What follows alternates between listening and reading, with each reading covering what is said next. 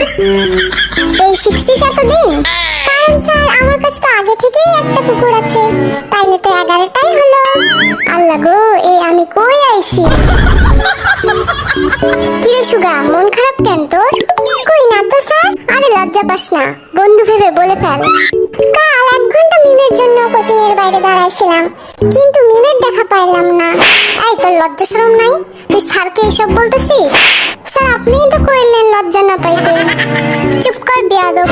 এবার জাঙ্কুক বল, সূর্য পশ্চিম দিকে ওঠে না কেন? আমি পরীক্ষায় পাশ করি না বলে। কি? কারণ আমার মা বলেছে আমি যেদিন পাশ করব সেদিন নাকি সূর্য পশ্চিম দিকে উঠবে। ও খোদা, তুইল্লা লাও আমারে।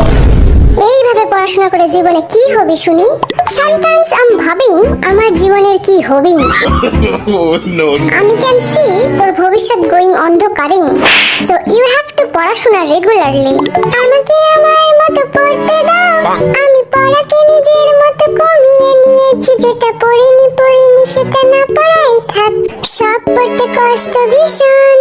আই বদমাস, চুপ কর, আমি ধৈর্যের শেষ সীমায় পৌঁছে যাচ্ছি। কি ব্যাপার যে হোক, কাল তুইও স্কুল আসিসনি কেন? স্যার বৃষ্টির জন্য। গতকাল বৃষ্টি ছিল নাকি? মিথ্যা বলার জায়গা পাস না। দাঁড়া, তোর বাবারে খবর দিতেছি আমি। দেন খবর, বাবা এসে বলুক আপনাকে গতকাল আমার মামাতো বোন বৃষ্টি এসেছিল কিনা। আমি আর 1 সেকেন্ড এখানে থাকলে পাগল হয়ে যাব। যা খুশি কর তোরা, গেলাম আমি।